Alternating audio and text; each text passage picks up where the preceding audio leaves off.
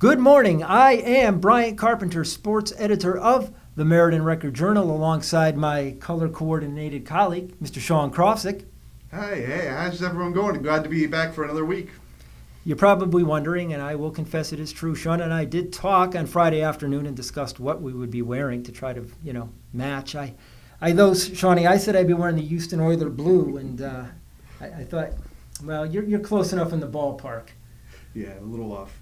Same shades of blue here, and maybe that's fitting, because before we get going for this week in high school sports week 2, just want to make a little statement. We like to keep things light here, but in this day and age, sometimes it is difficult to always keep things light. And in regard to Jamel Hill, ESPN, her tweet this week, just want to say, the point here isn't really whether you agree with what she said or disagree with what she said. The bigger point really is freedom of expression always beats suppression of expression, at least in the American ballpark, as I've always understood it. Freedom of expression always beats suppression of expression. It ain't never close. It's always a blowout. And on that note, we're talking blowouts. Let's talk about Platte football. They won their 300th milestone victory Thursday night at Falcon Field against Windham. Final score, Sean, correct me if I'm wrong, final score I believe was 47-20. Truth is that score was really 47-6. Windham had 2 late touchdowns against the reserves. We're going to go out to Falcon Field, where Sean Krofssik will show you some highlights from Platte's milestone victory. Platte football, but it's 300th victory. They got off to a quick start, and it ended with Gatorade bath for Coach Bruin. First 4 possessions, they had 4 touchdowns, and the first was a 41-yard carry by E.J. Dudley. He made 1 quick cut, and he took off. It was a great way to start. The Panthers were off and running. One of the bigger wins in Coach Bruin's career. 300's a nice milestone for that team. Folks, if you'd like to see more video from Platte's milestone win over Windham, I advise you to go to myrecordjournal.com/sports. You can see a full video that digital content manager Richie Rassak put together from some footage that I shot on Thursday. Let me tell you something, Richie, and I'm looking at him right now, Richie did a tremendous job, and I'm not just saying that because I'm looking at him and he's in the same room with me. He really did. He did a phenomenal job. He's called the digital content manager. Let me tell you something, those 3 words don't do it justice. He does a heck of a job up here. And so does, of course, our man Pete Paguagua, Pistol Pete.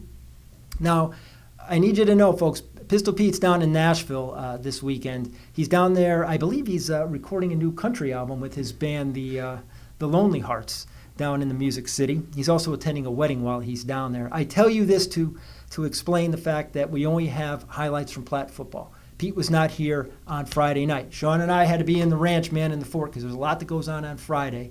So that's why there's only 1 game that has football highlights this week. But Pete did go make the rounds prior to leaving for Nashville in his recording session. And we have some stuff from some rivalry games down in Wallingford, as well as other events that Shawnee's going to take you through. She and Lyman Hall, they faced off in volleyball. With Sheehan sweeping 3-0. They got the first rivalry win for first-year head coach Victoria Speranza. This match started off very tight. Lyman Hall stuck with them. A very young Lyman Hall team stuck with Sheehan, and it looked like it was going to be a battle. But towards the end, the Titans took over, and then the last 2 games they rolled pretty easily. As for field hockey, it ended in a 1-1 tie. So many times the Sheehan Lyman Hall face, it's these low-scoring, tight games. And an early second-half goal by Sheehan's Kaylee Drobish gave Sheehan a short-lived 1-goal lead, as Megan Hoskin tied the game for Lyman Hall in short order.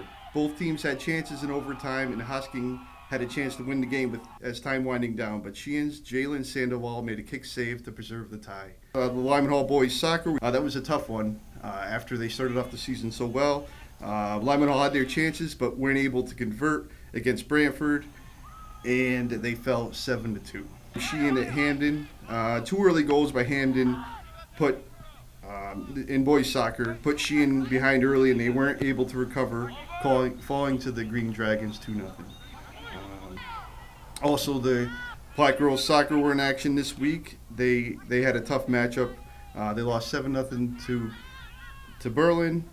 But the young Panthers are looking to build as the season goes on this year. In the pool, Sheehan opened their season with a 97-74 loss at Amity, at home against Amity in the SEC crossover meet. Marissa Soldi won diving for the home team with 189.95 points, and Lila Pickering won 100 breaststroke with 137.21. Shawnee, thank you for taking us through those highlights that were shot by Pete before he left for the Music City. We want you to know, folks, that we'll be back here next Saturday with another batch of high school sports, This Week in High School Sports highlights, this time with more football, because Pete will be back. Got to say, Sean, you know my favorite clips were this week? I loved Avery LaChance, number 26 for Lyman Hall Volleyball, right? She threw down that spike with authority. And also the Hosking girls for Lyman Hall field hockey. She was motoring right upfield. Also Lizzie Garlock's great little upfield rush. Want to see some wins for Platt Soccer this year. Okay, folks, listen. Want you to know we're back next Saturday with the highlight show. Also Wednesday, the first Athlete of the Week edition of the fall season. I got the 6 picked out. Maybe some great things have happened Friday night since we've recorded this.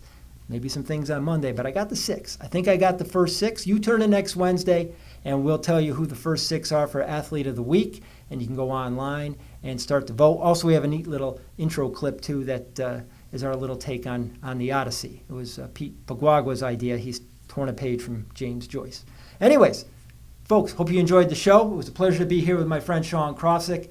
Next week, we'll wear the same exact shirts, and we'll be a match. Take care.